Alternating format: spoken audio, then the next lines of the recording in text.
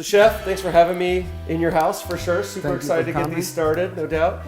What are we cooking today? So what we have is a couple of my favorite seasonal dishes come Thanksgiving and Christmas.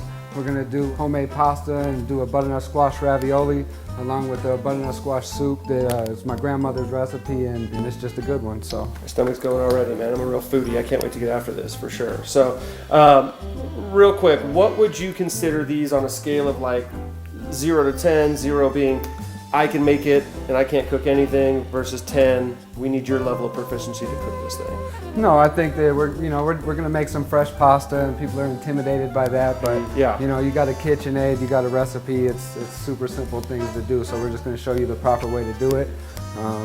Cool. If I can do it, anyone can do it, because I can't cook anything, but I love to eat. So we're gonna find out today, because I'm gonna make him do it. So. Perfect.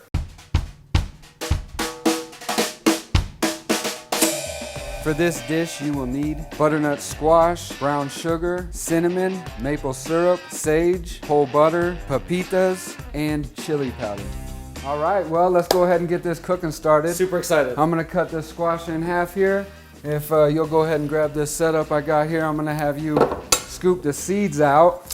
I got a cup there for you so that you will be able to save those seeds, because it's one of my daughter's favorite things is roasted seeds. Delicious.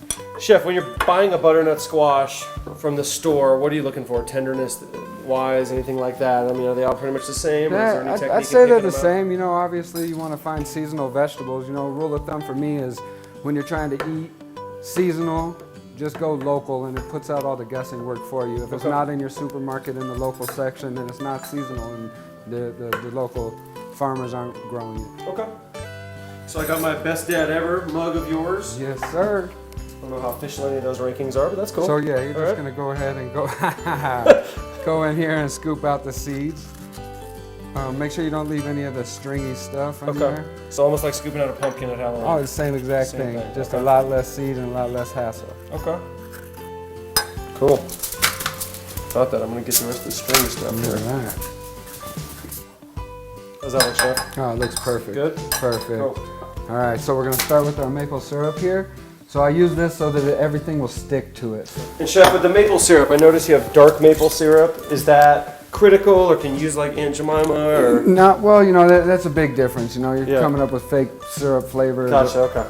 Or just a blend of so you want to use the 100%? So, yeah, I mean, there's different grades of the darkness, but I definitely would recommend 100% maple syrup. Okay. So let's go ahead and massage that maple syrup on there, and we're gonna get all the ingredients to stick that way.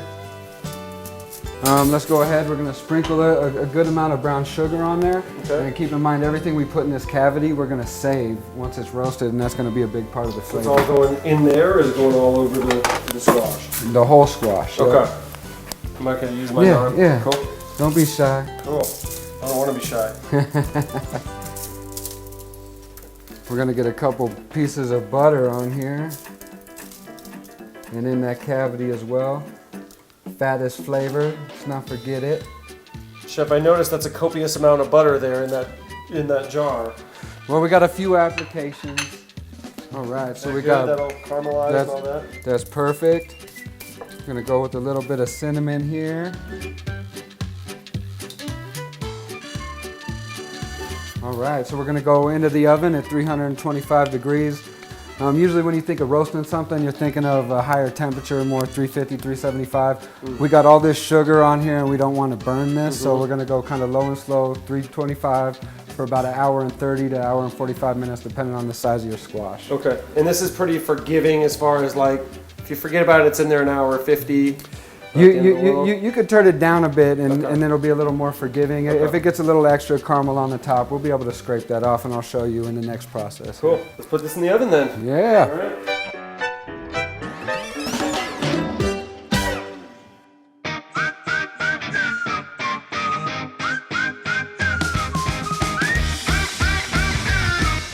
So next I'm gonna go ahead and get working on these pepitas for the garnish for the soup. Okay. And I'm gonna have you scoop this, and we're gonna mix it with some mascarpone and make the fillings here. I think I can do that. So what am I using to scoop this, Chef? Just any spoon, or?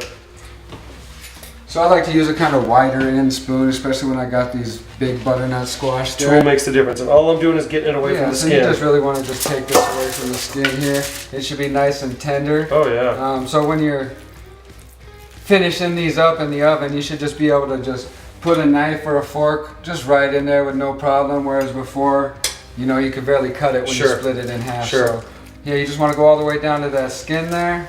Let's go ahead and move this so we can work in front of us and make it a little easier on both of us. Center it up a little bit. So yeah, you're just gonna scrape right down to there. Don't take the skin. We don't want any skin. That'll be really bitter in our soup. I got this, chef. I can do it. All right. Don't mess it up. I'll try not to. All right, so all we got left to do is finish these spiced pepitas and the soup itself. We're gonna take the hot cream and we're gonna blend it up. All right.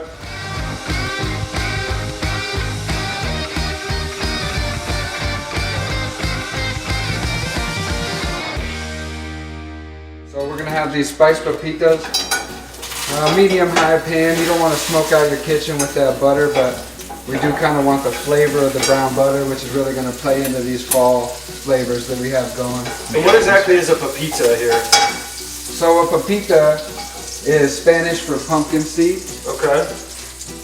How come I don't just say pumpkin? Another word that's $5 more on the menu. No doubt.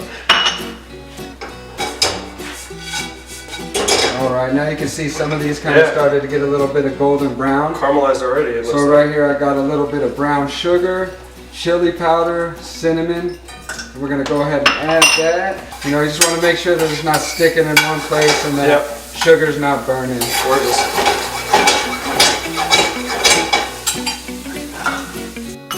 Put it in our dish to cool for later. All right, so we're gonna get to the last stages of the soup here. If you want to go ahead and hand me that blender top. So remember, we're doing 2 dishes here, so we're just gonna use about half of this for the soup, and we're gonna save the other half for the ravioli. Okay. So I got my hot cream, my hot squash. You don't want to do either one of these if they're cold. You're gonna beat up your blender, and the texture is just not gonna be there. Top goes on like that. Good to go. Top goes on. So this is a Vitamix, and it actually has a setting for hot soups. So go ahead and do that. It starts it off really slow with the hot substance in there. It can glow. So we got our soup all blended up here. We're gonna check for seasoning, see if we need to adjust anything, and also we're looking for that texture that we were talking about earlier. So yeah, super smooth. So the texture is definitely there. It's like velvet, just super smooth soup. Oh man, it's very tasty. It's tasty. But I think we're gonna do a little bit adjusting here, and so here's a whisk. You see, I didn't want to give up the spoon there. So I think it needs just a little bit of maple syrup, just a touch more here. We're gonna add a little bit of salt.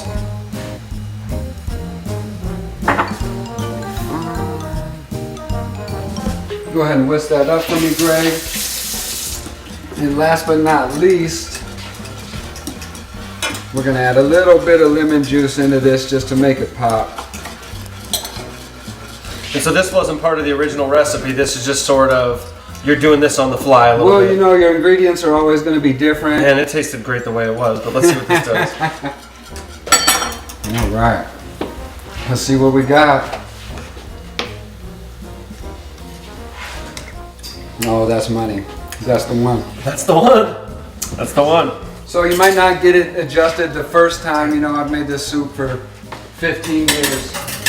And a lot of that's obviously personal taste and all that. Personal taste and Delicious. And that's why we all season it a little different. Yep. So that was easy, delicious. We're ready to eat this thing or what? So we got one more step and then we'll go ahead and plate. So we're gonna do a little bit of sage brown butter.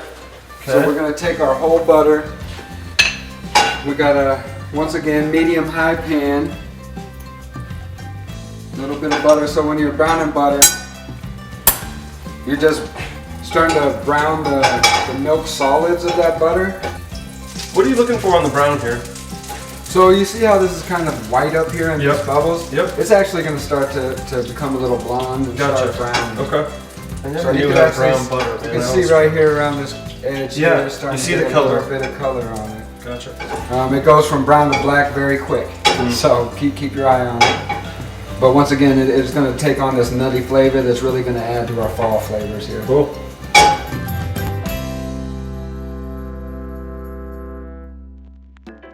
Now, if you want to take a look here, you can see that we actually got some good brownage on that, Yep. on that butter. Yep. So I'm going to go ahead and add a little bit of my sage here. Yep. A little foam over there will kill the heat, and then we'll go back to plating this soup. Cool. All right, so we're going to go ahead and get this soup in the bowl here.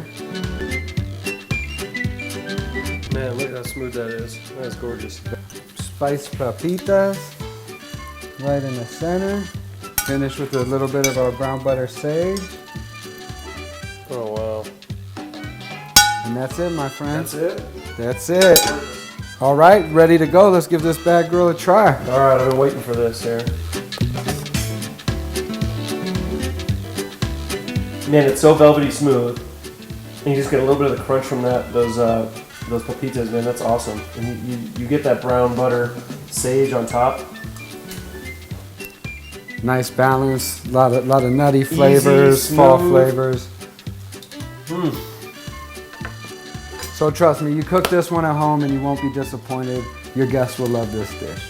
So, Chef, that's delicious, easy to make. I feel like I could eat that every single day. Where would someone like me go to get the full recipe here? So for this full recipe and all the recipes to follow, you can find them at my website, chefgarashi.com, listed in the link below. Thank you. Yeah, thanks, Chef.